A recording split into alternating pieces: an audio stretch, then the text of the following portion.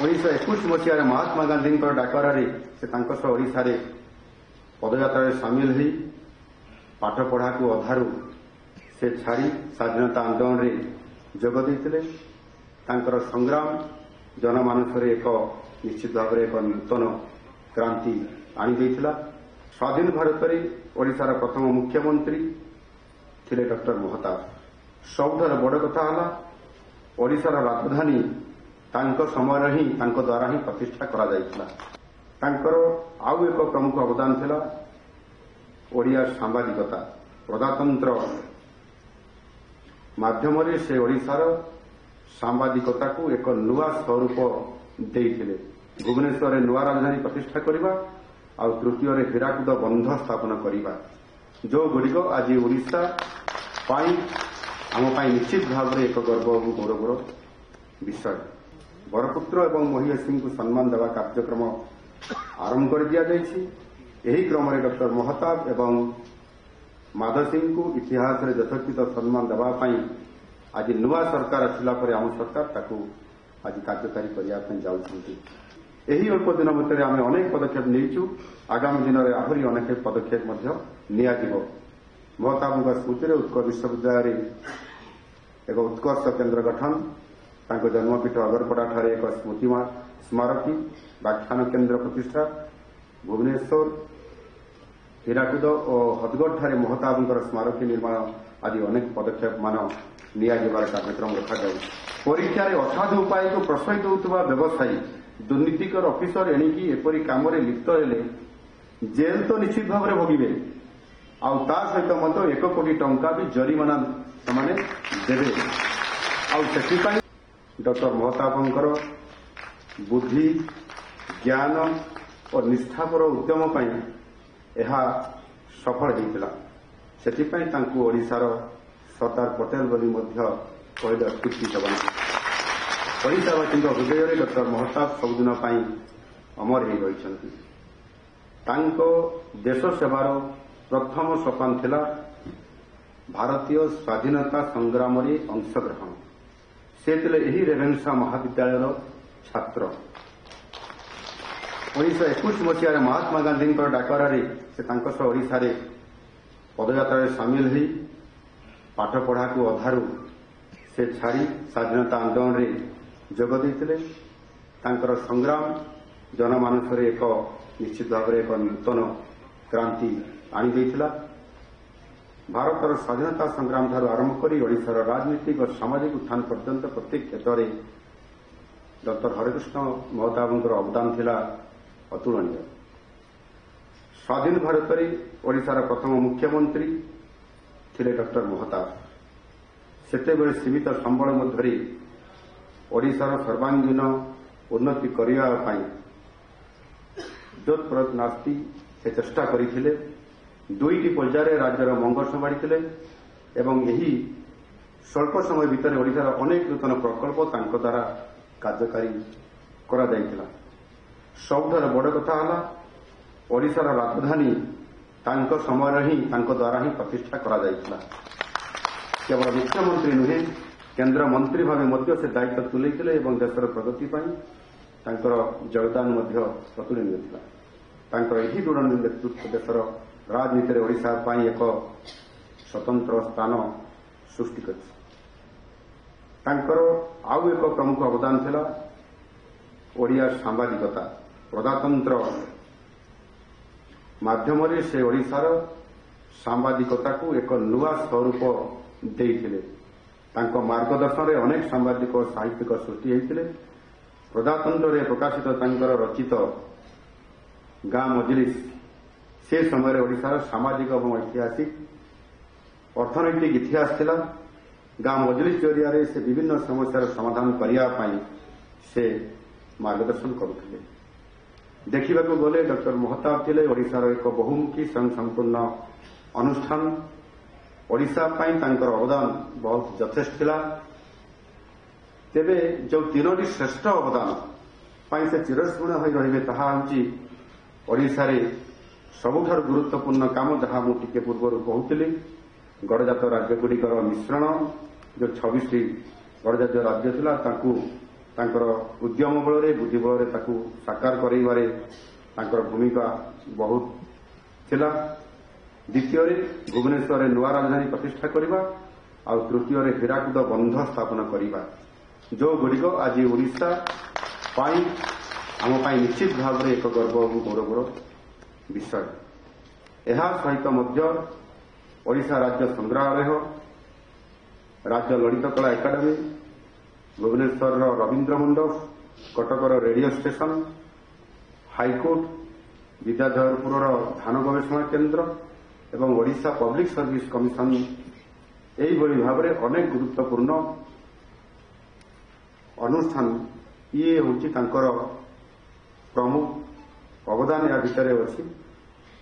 ଏଣୁ ନିଶ୍ଚିତ ଭାବରେ ତାଙ୍କର ଓଡ଼ିଶା ପ୍ରତି ଯେଉଁ ଅବଦାନ ଇଏ ତ ଅନେକ କଥା ଅଛି, ତାକୁ ସ୍ୱଳ୍ପ ସମୟ ଭିତରେ ଆମେ କହିଲେ ସାରିପାରିବା ନାହିଁ ଏବଂ ତାଙ୍କର ଜୀବନୀ ହେଉଛି ଓଡ଼ିଶାର ଅର୍ଦ୍ଧଶତାବ୍ଦୀର ଇତିହାସ। କିନ୍ତୁ ବହୁତ ବଡ଼ ଗୋଟିଏ ମୁଁ କହିବା ପାଇଁ ମଧ୍ୟ ଚାହେଁ, ଅତ୍ୟନ୍ତ କ୍ଷୋଭର ବିଷୟ ଏହିପରି ଜଣେ ମହାନ ବ୍ୟକ୍ତି ତାଙ୍କର କାର୍ଯ୍ୟକୁ ଇତିହାସ ପୃଷ୍ଠାରେ ଯଥୋଚିତ ଭାବରେ ସମ୍ମାନ କରାଯାଇପାରି ନାହିଁ। କିନ୍ତୁ ଏହା ବି ବହୁତ ବଡ଼ ଆଶ୍ଚର୍ଯ୍ୟ ହେବାର କିଛି ନୁହଁ। କାହିଁକି ନା ଆଧୁନିକ ଭାରତ ଇତିହାସ ପୁସ୍ତକରେ ଯଦି ଆମେ ଦେଖିବା ତାହେଲେ କେବଳ 2 ଜଣଙ୍କୁ ବାଦ ଦେଲେ ଅନ୍ୟମାନଙ୍କର ଭୂମିକା ଅତ୍ୟନ୍ତ ଗୌଣ କରିକି ରଖାଯାଇଛି। ଏହି ସାମନ୍ତବାଦୀ ଇତିହାସକାରମାନେ ଜାତୀୟ ସ୍ତରରେ ସର୍ଦ୍ଦାର ବଲ୍ଲଭ ଭାଇ ପଟେଲ, ନେତାଜୀ ସୁଭାଷ ଚନ୍ଦ୍ର ବୋଷ, ବାଲ ଗଙ୍ଗାଧର ତିଲକ, ଶହୀଦ ଭଗତ ସିଂ, ବୀର ସାବରକର, ଶ୍ୟାମ ପ୍ରସାଦ ମୁଖାର୍ଜୀ, ଭଗବାନ ବିର୍ସା ମୁଣ୍ଡା ଏପରିକି ବାବା ସାହେବ ଆମ୍ବେଦକରଙ୍କର ଅବଦାନକୁ ମଧ୍ୟ ଗୌଣ କରିଦେଇଥିଲେ। ଏହି କ୍ରମରେ ଓଡ଼ିଶାର ନେତୃତ୍ୱ ନେଉଥିବା ସ୍ୱାଧୀନତା ସଂଗ୍ରାମୀ ଡକ୍ଟର ହରେକୃଷ୍ଣ ମହତାବଙ୍କର ଇତିହାସର ପୃଷ୍ଠାରେ ହଜିଯାଇଥିବା କଥା କିଛି ଆଶ୍ଚର୍ଯ୍ୟଜନକ କଥା ନୁହଁ।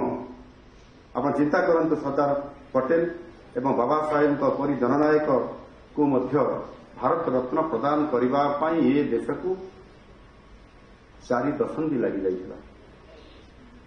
ଆଉ ଯେତେବେଳେ ତତ୍କାଳୀନ ପ୍ରଧାନମନ୍ତ୍ରୀ 2 ଜଣ ନିଜେ ନିଜକୁ ଜୀବିତାବସ୍ଥାରେ ଭାରତ ରତ୍ନ ପ୍ରଦାନ କରିବା ନିଶ୍ଚିତ ଭାବରେ ଇଏ ଗୋଟିଏ ବିତର୍କର କଥା। ସମସ୍ତେ 4 ଜଣ ପ୍ରସିଦ୍ଧ ଇତିହାସକାରଙ୍କର ରଚିତ ଇଣ୍ଡିଆ ଷ୍ଟ୍ରଗଲ ଫର ଇଣ୍ଡିପେଣ୍ଡେନ୍ସ ନିଶ୍ଚିତ ଭାବରେ ଆପଣମାନେ ସମସ୍ତେ ପଢ଼ିଥିବେ ଏବଂ ଯେଉଁମାନେ ବି ଏଠି ଛାତ୍ରୀ ହିସାବରେ ଆପଣମାନେ କେବେ ୟୁପିଏସସି ବା ଓପିଏସସି ପାଇଁ ପ୍ରସ୍ତୁତ ହେଉଥିବେ ସେମାନେ ମଧ୍ୟ ସେହି ବହି ନିଶ୍ଚିତ ଭାବରେ ପଢ଼ୁଥିବେ। ସେଥିରେ ଯେଉଁ 600 ପୃଷ୍ଠାର ଏଇ ଯେଉଁ ପୁସ୍ତକ ଅଛି ସେଥିରେ ନେତାଜୀ ସୁଭାଷ ଚନ୍ଦ୍ର ବୋଷଙ୍କର ତାଙ୍କର ଅବଦାନ ବିଷୟରେ ମାତ୍ର 6 ପୃଷ୍ଠା ଭିତରେ ସୀମିତ ଅଛି ବା ତାଠାରୁ ମଧ୍ୟ କମ୍ ଅଛି। ଆଉ ସେ ଦୃଷ୍ଟିକୋଣରୁ ଯଦି ଆମେ ଦେଖିବା ସମୟ ବହୁତ ବଡ଼ ବଳବାନ ଏବଂ ସମୟ ପରିବର୍ତ୍ତନ ବି ହେଉଛି। 2014 ମସିହା ପରେ ମାନନୀୟ ମୋଦିଜୀ ଯେତେବେଳେ ଦେଶର ବରପୁତ୍ରମାନଙ୍କୁ ଯଥୋଚିତ ସମ୍ମାନ ଦେବା ସେ ଆରମ୍ଭ କଲେ, ଏହି କ୍ରମରେ ସର୍ଦ୍ଦାର ପଟେଲଙ୍କର ନାମ ସର୍ବାଗ୍ରେ ଆସିବ ଏବଂ ବିଶ୍ୱର ସବୁଠାରୁ ପ୍ରତିମୂର୍ତ୍ତି ଗୁଜରାଟର କେବଡ଼ିଆଠାରେ ସ୍ଥାପନ ସେ କରାଇକରି ତାଙ୍କ ସମ୍ମାନକୁ ତାଙ୍କର ଗୌରବକୁ ସେ ସାମ୍ନାକୁ ଆଣିଥିଲେ। ଠିକ୍ ସେହିଭଳି ଭାବରେ ନେତାଜୀଙ୍କର ପୂର୍ଣ୍ଣ ଅବୟବ ଦିଲ୍ଲୀର ଇଣ୍ଡିଆ ଗେଟ୍ ଠାରେ ଆଜି ଶୋଭା ପାଉଛି। କେବଳ ସେତିକି ନୁହେଁ, ଇତିହାସରେ ହଜିଯାଇଥିବା ବୀରପୁରୁଷ ଓ ମହିୟସୀଙ୍କୁ ମଧ୍ୟ ଇତିହାସ ପୃଷ୍ଠାରେ ସ୍ଥାନ ଦିଆଯାଇଛି। ତାଙ୍କୁ ଆଜି ସମ୍ମାନର ସହିତ ସ୍ମରଣ ମଧ୍ୟ କରାଯାଉଛି। ଆମର ବିଚାରଧାରା ଏବଂ ସଂସ୍କାର ଆମକୁ ଶିକ୍ଷା ଦେଇଛି ଯେ ବରପୁତ୍ରମାନେ କୌଣସି ଗୋଟାଏ ନିର୍ଦ୍ଦିଷ୍ଟ ଗୋଟାଏ ରାଜନୈତିକ ଦଳ କିମ୍ବା ବିଚାରଧାରାର ସେମାନେ କେବେ ହେଲେ ସାମିଲ ହୁଅନ୍ତି ନାହିଁ। ଯିଏ ବରପୁତ୍ର, ଯିଏ ସମାଜ ପାଇଁ ଜାତି ପାଇଁ ଯିଏ କାମ କରନ୍ତି ସେ ତାଙ୍କୁ ଦଳ ମତ ଧର୍ମ ବର୍ଣ୍ଣ ନିର୍ବିଶେଷରେ ସେ ସାଧାରଣ ଜନମାନସରେ ସମସ୍ତଙ୍କ ପାଇଁ ସେ ହେଇଯାଆନ୍ତି ଏବଂ ସେମାନେ ହେଉଛନ୍ତି ଗୋଟାଏ ଦେଶର ସମ୍ପତ୍ତି ଏବଂ ଦେଶର ଧରୋହର। ସର୍ଦ୍ଦାର ପଟେଲ, ନେତାଜୀ ସୁଭାଷ ଚନ୍ଦ୍ର ବୋଷ, ବାବା ସାହେବ କିମ୍ବା ଡକ୍ଟର ମହତାବ ଆମ ଦଳ କିମ୍ବା ଆମ ବିଚାରଧାରାରେ ସେମାନେ ନଥିଲେ।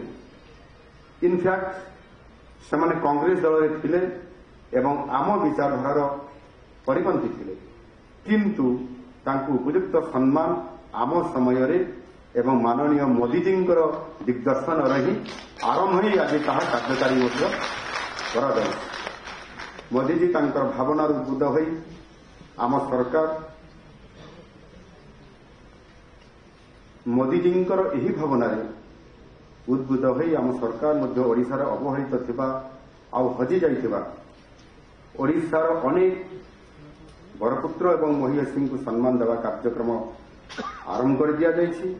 ଏହି କ୍ରମରେ ଡକ୍ଟର ମହତାବ ଏବଂ ମାଧବ ସିଂଙ୍କୁ ଇତିହାସରେ ଯଥୋଚିତ ସମ୍ମାନ ଦେବା ପାଇଁ ଆଜି ନୂଆ ସରକାର ଆସିଲା ପରେ ଆମ ସରକାର ତାକୁ ଆଜି କାର୍ଯ୍ୟକାରୀ କରିବା ପାଇଁ ଯାଉଛନ୍ତି। ଆଉ ସେହି ଅନୁସାରେ ଡକ୍ଟର ମହତାବଙ୍କର ସ୍ମୃତିକୁ ପୁନର୍ଜୀବିତ କରିବା ପାଇଁ ଉଦ୍ୟମ ଆମେ ଆରମ୍ଭ କରିଛୁ। ଏଠି ନିଜେ ଭର୍ତ୍ତୃହରି ବାବୁ କହୁଥିଲେ, ଯେତେବେଳେ ତାଙ୍କର 125ତମ ଜନ୍ମବାର୍ଷିକୀ ଏ କାର୍ଯ୍ୟକ୍ରମକୁ ଆରମ୍ଭ କରିବା ପାଇଁ ଯେଉଁ ପ୍ରସ୍ତାବ ଆସିଲା ଏବଂ ତାକୁ କିଭଳି ଭାବରେ ସରକାରୀ ସ୍ତରରେ କରାଯିବ, ଆଉ ସେଥିପାଇଁ ଆମେ ମୋ ଅଧ୍ୟକ୍ଷତାରେ ଏକ କମିଟି ବସିଲା, ଆଲୋଚନା ହେଲା ଏବଂ ଆଲୋଚନା କଲା ପରେ ଆମେ ସର୍ବସମ୍ମତିକ୍ରମେ ନିଷ୍ପତ୍ତି ନେଲୁ ଯେ ଏହାକୁ 1 ବର୍ଷ ବ୍ୟାପୀ ତାଙ୍କର ଜନ୍ମବାର୍ଷିକୀ ପାଳନ କରାଯିବ। ଆଉ ସେଥିପାଇଁ 2024 ନଭେମ୍ବର 21 ଠାରୁ ଇଏ କାର୍ଯ୍ୟକ୍ରମ ନିରନ୍ତର ଭାବରେ 1 ବର୍ଷ ତମାମ ପର୍ଯ୍ୟନ୍ତ ଚାଲୁଅଛି। ଆଉ ଏଥିପାଇଁ ଏକ କମିଟି ଯାହା ଡକ୍ଟର ମହତାବଙ୍କର କୀର୍ତ୍ତିକୁ ସ୍ମରଣ କରି ରଖିବା ପାଇଁ କମିଟି ମାଧ୍ୟମରେ ତାକୁ ପଦକ୍ଷେପ ନିଆଯାଉଛି। ଖୁସିର ବିଷୟ ଯେ କେନ୍ଦ୍ର ସରକାର ମଧ୍ୟ ଯେଉଁ ପ୍ରସ୍ତାବ ଦିଆଯାଇଥିଲା ଆମ ତରଫରୁ ସେ ପ୍ରସ୍ତାବକୁ ସେ ମଧ୍ୟ ଗ୍ରହଣ କରିଥିଲେ ଏବଂ ଏ 125ତମ ଜନ୍ମବାର୍ଷିକୀକୁ ମଧ୍ୟ କେନ୍ଦ୍ର ସରକାରଙ୍କ ତରଫରୁ ଏହାକୁ ପାଳନ କରାଯାଇଛି। ଦିଲ୍ଲୀରେ ଅନୁଷ୍ଠିତ କାର୍ଯ୍ୟକ୍ରମରେ ମହାମହିମ ରାଷ୍ଟ୍ରପତି ଶ୍ରୀମତୀ ଦ୍ରୌପଦୀ ମୁର୍ମୁ ଏହାକୁ ଉଦ୍ଘାଟନ କରିଥିଲେ। ଆଉ ବାସ୍ତବରେ ପୂଜ୍ୟ ପୂଜା କ୍ଷେତ୍ରରେ ମୋଦିଜୀଙ୍କର ତୁଳନା ନାହିଁ, କାରଣ ବର୍ଷରୁ ଏ ସମ୍ପର୍କରେ ଆମେ ସମସ୍ତେ କେବେ ବି ଏ ପ୍ରକାରର ଗୋଟେ କାର୍ଯ୍ୟକ୍ରମ କରିବାର ଚିନ୍ତା କରିପାରି ନଥିଲୁ। ଆଜି ସେଥିପାଇଁ ଡକ୍ଟର ମହତାବଙ୍କର ରଚିତ ପୁସ୍ତକଗୁଡ଼ିକର ପ୍ରଦର୍ଶନୀ କରିବା, ତୈଳଚିତ୍ର ପ୍ରଦର୍ଶନୀ, ତାଙ୍କ ଜୀବନୀ ଉପରେ ଫଟୋଚିତ୍ର ପ୍ରଦର୍ଶନୀ, କଫି ଟେବୁଲ ବୁକ୍, ପୁସ୍ତକ ଉନ୍ମୋଚନ ଆଦି ଅନେକ ପଦକ୍ଷେପ ବିଭିନ୍ନ ସମୟ ସମୟରେ ତାକୁ ନିଆଯାଉଛି। ତାଙ୍କ ରଚିତ ଉପନ୍ୟାସ ଉପରେ ଆଧାରିତ ଯାହା ଆମର ଗୋପାଳ ଛଟରାଜଙ୍କ ନାଟକ ପ୍ରତିଭା ଇଏ ମଧ୍ୟ ମଞ୍ଚସ୍ଥ ହୋଇଛି। ତାଙ୍କ ଉପରେ ରଚିତ ଡକୁମେଣ୍ଟାରୀ ଫିଲ୍ମ ପ୍ରସ୍ତୁତ କରାଯିବା ସହିତ ଶିଶୁଲେଖାର ଏକ ସ୍ୱତନ୍ତ୍ର ମହତା ବିଶେଷାଙ୍କ ମଧ୍ୟ ସ୍ଥାନ ପାଇଛି। ଏହି ଅଳ୍ପ ଦିନ ଭିତରେ ଆମେ ଅନେକ ପଦକ୍ଷେପ ନେଇଛୁ, ଆଗାମୀ ଦିନରେ ଆହୁରି ଅନେକ ପଦକ୍ଷେପ ମଧ୍ୟ ନିଆଯିବ। ମହତାବଙ୍କ ସ୍ମୃତିରେ ଉତ୍କଳ ବିଶ୍ୱବିଦ୍ୟାଳୟରେ ଏକ ଉତ୍କର୍ଷ କେନ୍ଦ୍ର ଗଠନ, ତାଙ୍କ ଜନ୍ମପୀଠ ଅଗରପଡ଼ାଠାରେ ଏକ ସ୍ମୃତି ସ୍ମାରକୀ ବ୍ୟାଖ୍ୟାନ କେନ୍ଦ୍ର ପ୍ରତିଷ୍ଠା, ଭୁବନେଶ୍ୱର, ହୀରାକୁଦ ଓ ହଦଗଡ଼ଠାରେ ମହତାବଙ୍କର ସ୍ମାରକୀ ନିର୍ମାଣ ଆଦି ଅନେକ ପଦକ୍ଷେପମାନ ନିଆଯିବାର କାର୍ଯ୍ୟକ୍ରମ ରଖାଯାଉଛି। ରେଭେନ୍ସା ବିଶ୍ୱବିଦ୍ୟାଳୟରେ ତାଙ୍କ ନାମରେ ଓଡ଼ିଆ ଉତ୍କର୍ଷ କେନ୍ଦ୍ର ପ୍ରତିଷ୍ଠା କରାଯିବ।